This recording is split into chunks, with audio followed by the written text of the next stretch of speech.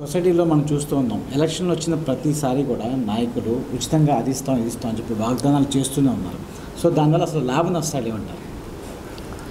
అంటే ఏ దేశంలోనైనా ఇలా వెనకబడిన దేశాల్లో, ఇప్పుడు అమెరికాలో ఎవరు వాగ్దానం చేయరు, మేము అది ఫ్రీ ఇస్తాం ఇది ఫ్రీ ఇస్తామని. ఇక్కడికి అంటే మనకి స్వాతంత్రం వచ్చినప్పటి నుండి కూడా ఈ ఎలక్షన్లో వస్తున్న తంతు ఏంటంటే, పేదవాడు ఎప్పుడు పేదవాడుగానే ఉండాలి. అట్లా అయితే 5 సంవత్సరాల తర్వాత మళ్ళీ వాడికి ఏదన్నా తాయిలం చూపించి మేము మళ్ళీ ఎలక్షన్లోకి ఓటేయించుకోవడానికి పనికొస్తుంది. పాపం మా పేదవాడికి ఏంటంటే ఇవాళ తీసుకున్న కొద్ది డబ్బు వాడికి జీవితాంతం బాగుపడటానికి ఉపయోగపడుతుందా ఇది అనే విషయం వాడు ఆలోచించడం లేదు.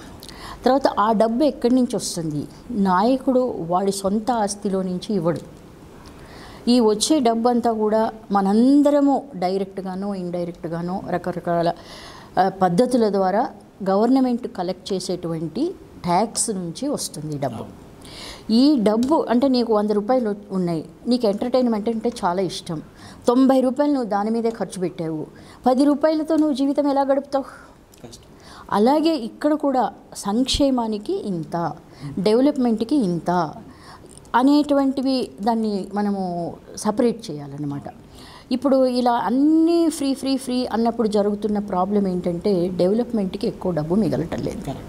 అందుకని అది దృష్టిలో పెట్టుకొని ఇవాళ ఇచ్చే డబ్బుతోని వీళ్ళ జీవితం మారదు, కానీ డెవలప్మెంట్ కనుక చేస్తే పర్మనెంట్గా వాళ్ళ పిల్లలు అది ఒక పర్మనెంట్ డెవలప్మెంట్ అవుతుంది అని చెప్పగలిగే ధైర్యం ఒక్క లీడర్కి లేదు.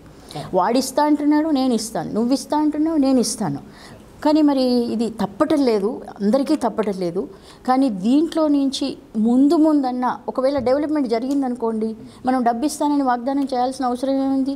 చదువుకున్నాడు అనుకోండి, నువ్వు ఎంత చెప్పినా వాడి చదువు ప్రకారము వాడికి ఏ బుర్రలో ఉందో వాడికే ఓటేస్తాడు. అందుకని అన్నిటికీ పరిష్కారము ఎడ్యుకేషన్ పెరగాలి.